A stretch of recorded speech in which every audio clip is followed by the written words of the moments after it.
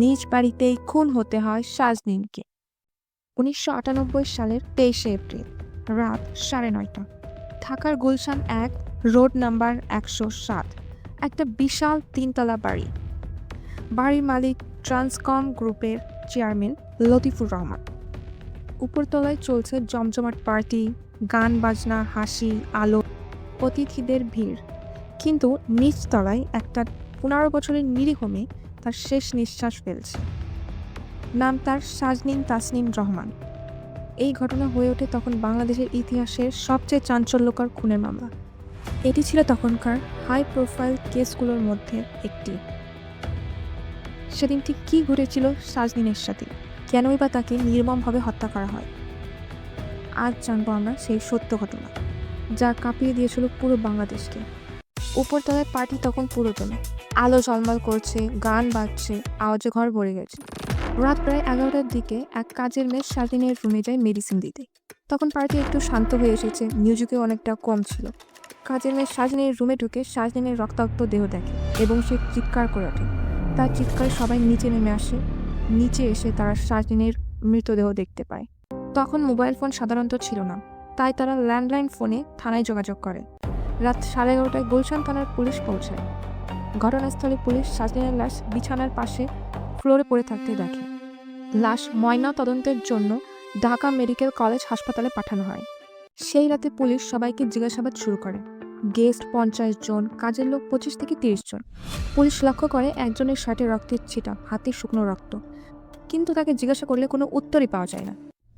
কথায় গরমিল পেয়ে সেই রাতে পুলিশ গ্রেপ্তার করে 6 জন কাজের লোককে। তাদের রিমান্ডে নেওয়া হয়।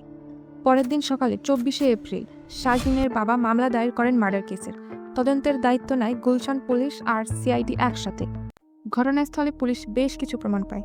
দরজার হ্যান্ডেলে আঙুলের ছাপ, ফ্লোরে রক্তে মাখা খুনির পায়ের ছাপ, রক্তে মাখা টিস্যু পেপার বাথরুমে লুকানো।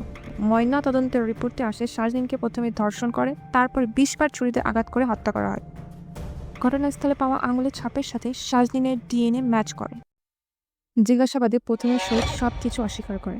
এরপর সিআইডি হেফাজতে জিজ্ঞাসাবাদে ভেঙে পড়ে এবং সব কিছু স্বীকার করে। শহীদ ঘটনার পুরো বর্ণনা দেয়, কিভাবে সে সাজনিনকে হত্যা করে।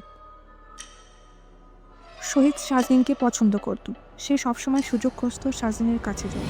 সেই রাতে সে সেই সুযোগ পায়। শহীদ রান্নাঘর থেকে ধারালো ছুরি নিয়ে সাজনিনের রুমে গিয়ে দরজা বন্ধ করে। সাজনিন তখন ঘুম। লাউড মিউজিকের জন্য সাজনিনের চিৎকার কেউ শোনে না। শহীদ প্রথমে সাজনিনকে ধর্ষণ করে, তারপর ভয় পেয়ে ছুরি দিয়ে সাজনিনকে 20 বার আঘাত করে হত্যা করে। শহীদকে সাহায্য করে ঠিকাদার সাজ্জাদ, ঠিকাদারের সহকারী বাদর, কাজের মেয়ে ইস্তেমা খাতুন ও পারভিন।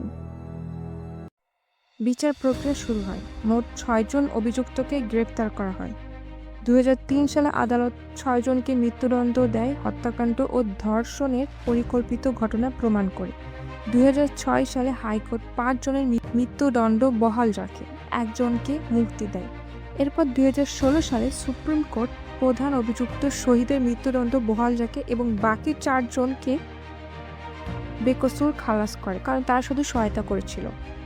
2017 সালের 29শে নভেম্বর কাশিমপুর জেলে শহীদুলের মৃত্যুদণ্ড কার্যকর হয়। অবশেষে 18 বছর পর দীর্ঘ আইনি লড়াই শেষে লতিফুর রহমান ন্যায় বিচার পান।